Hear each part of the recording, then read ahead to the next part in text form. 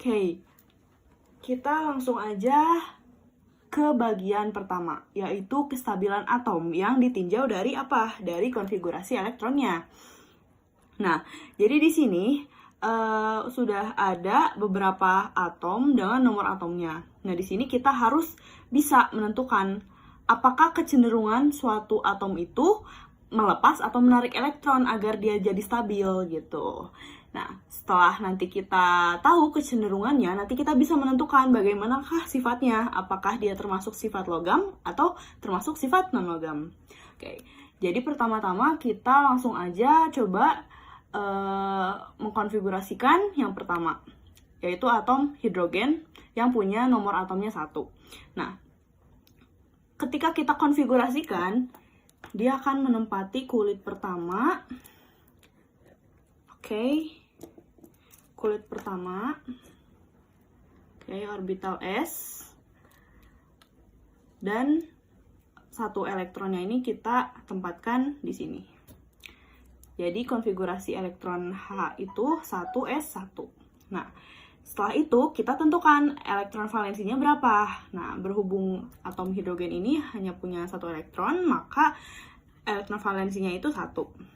Nah, sekarang kita harus bisa menentukan apakah kecenderungan atom hidrogen ini melepas atau menarik agar dia jadi stabil. Nah, sebelum itu kita harus tinjau dulu si hidrogen ini nih. Agar dia menjadi stabil itu, apakah dia harus memenuhi kaidah duplet atau memenuhi kaidah oktet.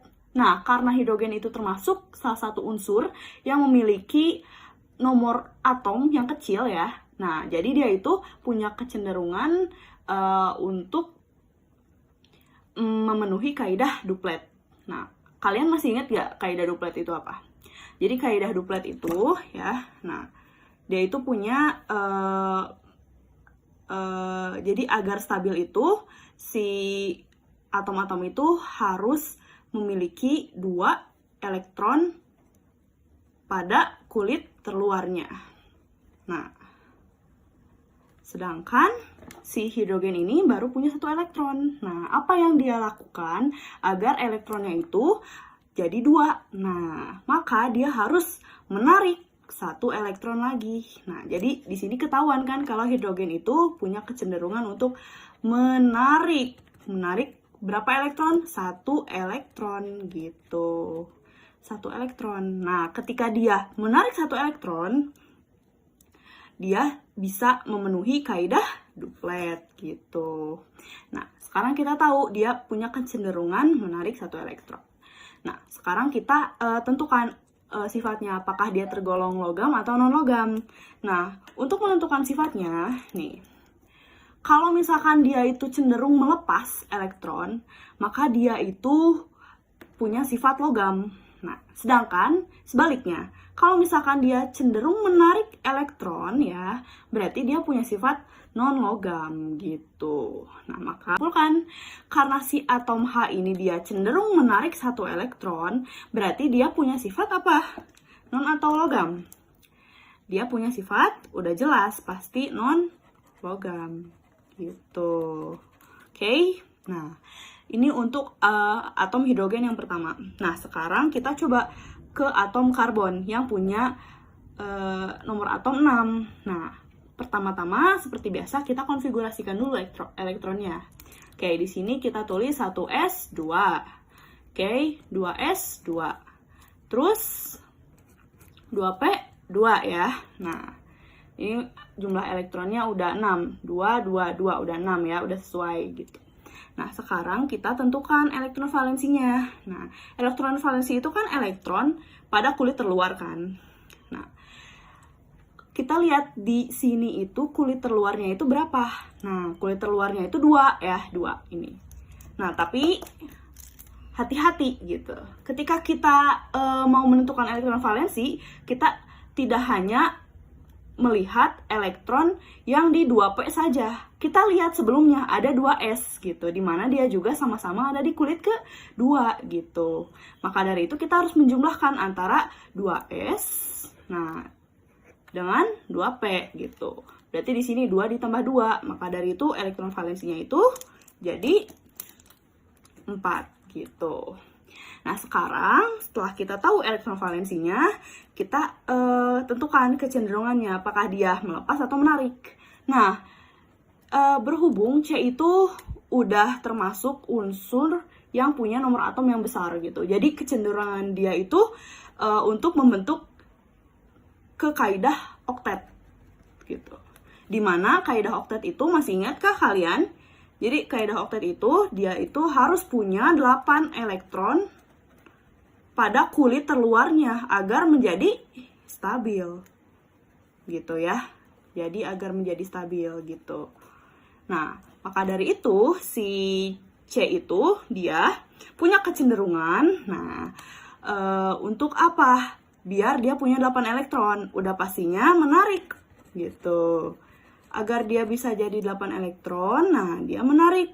Berapa elektron kurangnya? 4 elektron. Nah, ketika dia menarik 4 elektron, dia akan jadi stabil karena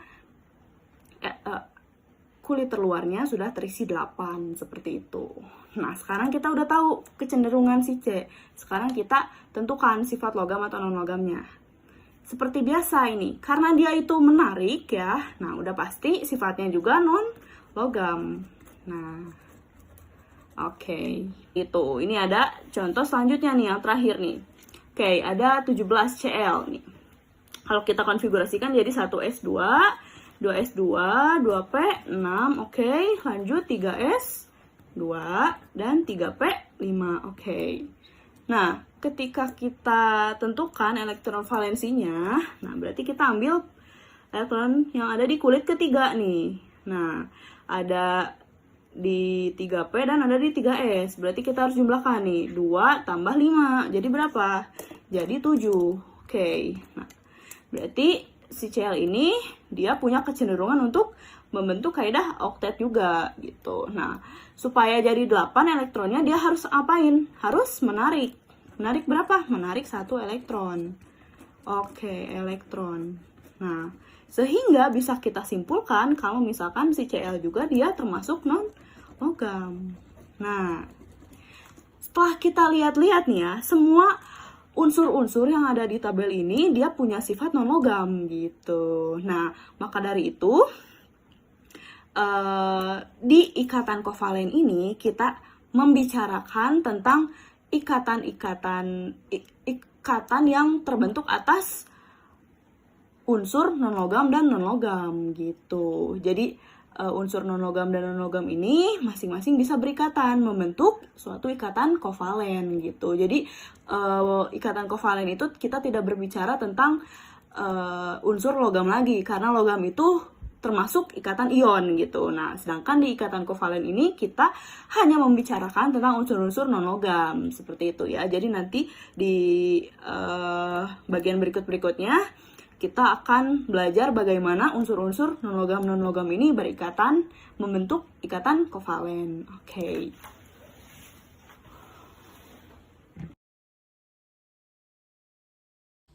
Pada bagian B, di sini akan membahas mengenai gambar serta penjelasan dari ikatan kovalen. Pada gambar awal terdapat 2 atom Cl, yang mana pada bagian sebelumnya atau bagian A sudah dibahas mengenai konfigurasi elektron dari atom Cl.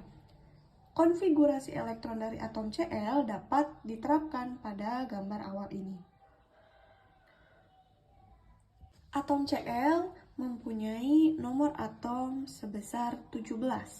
Maka konfigurasi elektronnya yaitu 1s2, 2s2, 2p6, 3s2, dan 3p5.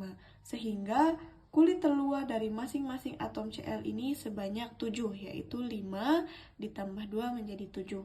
Jadi masing-masing atom Cl memiliki sebanyak 7 elektron di kulit terluarnya.